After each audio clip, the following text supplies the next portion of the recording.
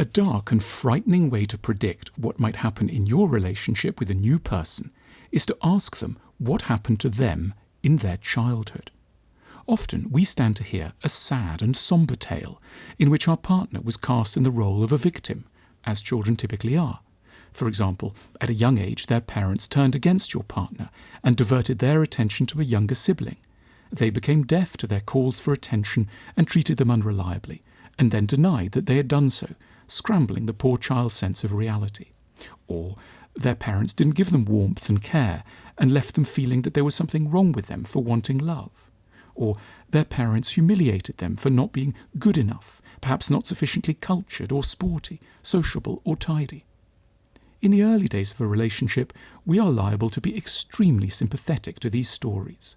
Our heart reaches out to the younger version of our companion, whom we would have wanted to hug tightly and reassure. However, it can be a long time, as many as 3 to 4 years, before something more alarming comes into view, which we very often aren't able to analyse or interpret, let alone prevent. Our partner may, unconsciously, start to enact in our relationship the very same dynamic as they experienced in their childhood, but with one key difference. This time, they are in the role of the perpetrator, and we, unwittingly, are cast in the role of their victim. So, for example, our partner may mysteriously cool on us and begin to get highly attached to a friend or a colleague.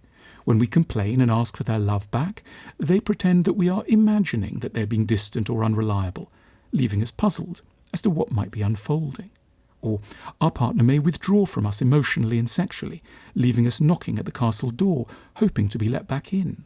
Or our partner may start to become snide and mocking about our apparent insufficiencies, calling us uncreative or uncultured, which had never appeared to bother them before. What on earth is going on? The explanation may run like this. In the deep minds of our partner, it appears that there really are only two positions that one can adopt in a relationship. Either one is the perpetrator, or one is the victim. That is, after all, exactly what their childhood taught them. And in the choice between these two, rather naturally, our partner has decided to adopt the exclusively safe stance that their parents once enjoyed, the perpetrator role, and then cast us as their victim. We must suffer in the way they did, for only then can they feel, in the recesses of their psyches, that they are not going to be tormented all over again. Their behaviour is letting us know what they had to go through, and are dementedly keen never to have to endure again. The way out of this horrific possibility is to become hugely aware of it, to bring it into circulation in the couple, and to search for evidence of it in oneself and the other. More profoundly, the task is to start to see that, unlike what childhood may have taught, there is in fact very much one central and redeeming alternative available to being a victim or a perpetrator. There is a role that, tragically, no one showed a child as their mind was forming, but that is the true goal of all genuine loving relationships, that of being the nurturer, the one who heals, who offers, who comforts and who cares, the one we are all craving to have and, in our healthier moments, are all longing to be.